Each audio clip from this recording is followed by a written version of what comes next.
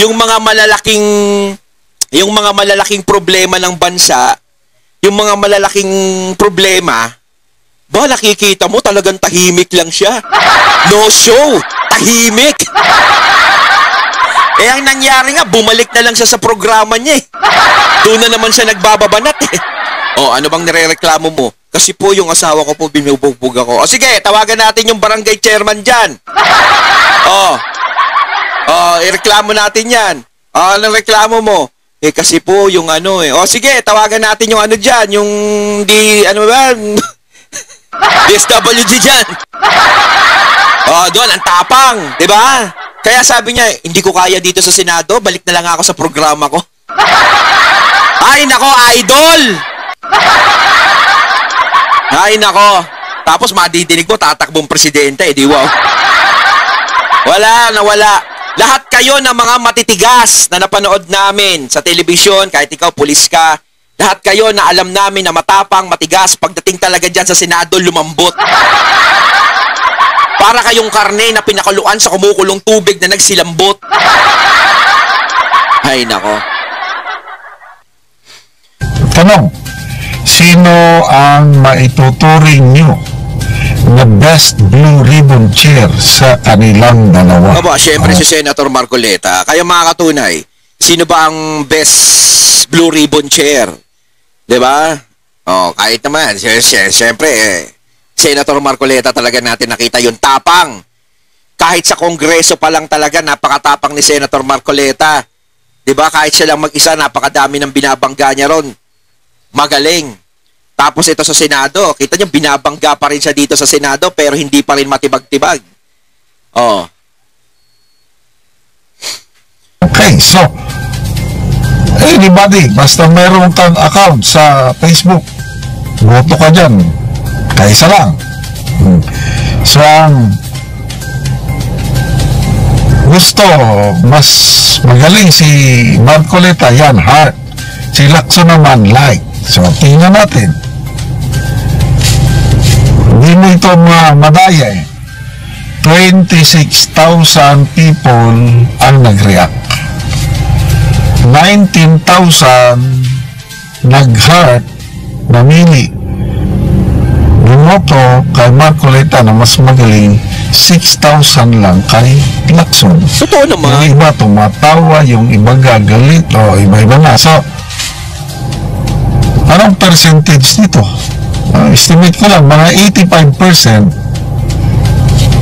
nagsasabi na mas magaling si Senator Marcoleta. Totoo naman talaga. Kung ako ang inyong tatanungin, talagang Marcoleta ako. Wala sa kinikilos ni Lacson, napakalabo talaga na matapos siyang investigasyon na yan. Hindi, wala yan. Hindi katulad ni Senator Marcoleta, nakita naman natin simula pa lang ng investigasyon ng Blue Ribbon Committee, malapit na eh. Konti na lang matutumbok na yung mastermind kung sino yung pinakaugat eh. Kaso nung matutumbok na, tinanggal silang dalawa ni Cheese. Diba? Halata kasi. Halata naman talaga eh. Na talagang pinipigilan nila na mapunta talaga doon sa pinakaugat. Diba? Kaya pinalitan nila nung mga bagong magdidilig uli. May nagtanim uli, ganun. Sige, patubo uli tayong puno. Para hindi mapansin yung ugat, magpatubo tayo ng maraming puno, para hindi mapansin yung pinuputol na ugat. Diba? Nagpalit sila ng bago. Yung bagong pinalit nila, kachokaran, katropa. Kumbaga, yung mga tinanggal is alam nila na talagang, kahit sila alam nila sa sarili nilang straight yung mga tinanggal na yon. Hindi nila kaya. Diba si Senator Cheese, na buong akala natin dati na magiging puppet, diba, na magiging sunod-sunuran. Pero pinakita ni Senator Cheese na meron siyang yag balls, meron siyang sariling desisyon. Pinanindigan niya yung dapat niyang panindigan na ako ang Senate President dito. Diba? Pinaglaban niya ang tama. Pinakita niya sa mga tao ang pagiging transparency. Kita niyo ginagawa kay Cheese ngayon. Pati si Cheese ngayon binabanatan. Si Cheese ngayon sinisira. Samantalang si Cheese alam naman natin, simula nang naging senador yang tao na yan. Hindi pa senador yan. Nasa politika na yan, diba? Pero ni kahit isa o katiting na pangungulimbat sa pera ng taong bayan, wala tayong nadinig kay Chis na korupsyon. Napakalinis ng pangalan ni Senator Chis Escudero. Tapos ngayon bigla siyang pinaparatangan ng ganyan dahil hindi napagbigyan yung gusto ng iba. Diba? Noong una, sinasabi ko ito palagi na bilib ako kay Senator Lacson. Yung political career niya, unquestionable para sa akin. Maganda yung kanyang pinapakita yung first 3 terms niya. Naka 18 years na siya. Kinaya pa nga niyang nilabanan ng isang presidente, yung panahon ni PGMA. Ay, oo. May ni-expose niya naman ng mga hindi magandang ginagawa ng first gentleman Arroyo. Kaya pinag-initan siya ng Arroyo administration, pinaisyuhan siya ng warrant of arrest, nagtago. Ay, totoo yan. Naabutan ko yan. Siyempre, yung mga panahon na yung GMA. Ni GMA. Diba? Yung presidente dati, nilabanan ni Lacson. Ayun siguro yung nagpabilib. Kahit ako, kay Lacson talaga nun. Meron siyang paninindigan ng mga panahon na yun. Talagang nilabanan niya si GMA. Totoo yung sinabi ni General Macanas, di ba, mga katunay, na talagang nagtago si Lacson noon. Dahil syempre, malakas yung binangga ni Lacson noon. Talagang presidente ng Pilipinas yung binangga niya. Inakusahan niya. Talagang nakita natin kung paano lumaban si Lacson. Ayun talaga, kung doon natin ibabase sa mga panahon na yon, talagang si Lacson, matibay nung panahon na masasabi natin, eto talaga si Ping Lacson. Eto talaga yung hinahanap nating Lacson. Yung matapang na pulis, yung talagang may paninindigan. Yun talaga yun, siya yun. Diba? Pero ngayon, hahanapin natin, nasaan nasip yung tunay na Ping Lacson talaga, na katulad nun dati, na wala. Diba? Ang laki ng pinagkaiba, yung tapang ng Lacson dati, na wala na ngayon. Diba? Biglang nawala. Hanapin nyo, baka nagtatago sa bulsa. Diba? Mga mamaya, nasa bulsa nyo, pakilitaw na lang. Mamaya, doppelganger lang to. Diba? Ang layo kung pagkukumparahin mo yung Lacson dati sa Lacson ngayon, napakalayo. Diba? Kaya ako, nagustuhan ko din si Lacson noon. Pero eto, simula nung napunta to sa ewan, parang nawawala na ako ng kumpiyansa sa kanya.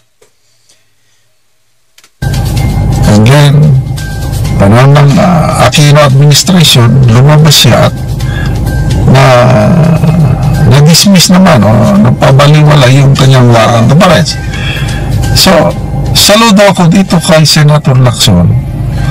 Kahit na nung pinalitan niya na si Senator Marcoleta, ako gustong-gusto ko si Senator Marcoleta. Ang ganda yung kanyang direksyon. Oo. Tinutumbok niya talaga ang mastermind. Halatang may lawyer kasi. Alam niya yung lawyer versus PNP General ang labanan ito So, nung nag-take over si Lacson, okay lang sa akin. Kasi nga, maganda yung pinapakita ni Senator Lacson. Kaya lang nagbago. Kumbaga kay General Macanas, ang naging basihan ni General Macanas talaga, yung dating Lacson Kahit ako kung babasihan natin yung dating Lacson talaga, alam natin na talagang may magagawa sa Blue Ribbon talaga si Lacson.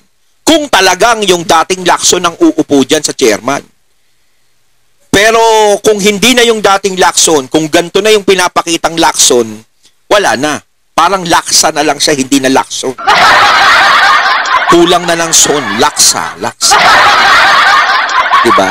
Malayo na sa dati. Lahat nung lumabas si Gutesa. Hindi na yung dating Lacson ang nakikita ko. Diba? Sabi na, diba? Yung sinasabi ni General Macanas, yung dating Lacson. Lalo na nung nag-resign siya, kahina-hinala yung kanyang pagre-resign. Hindi yun ang tunay na Lacson na nakilala ko. Yun?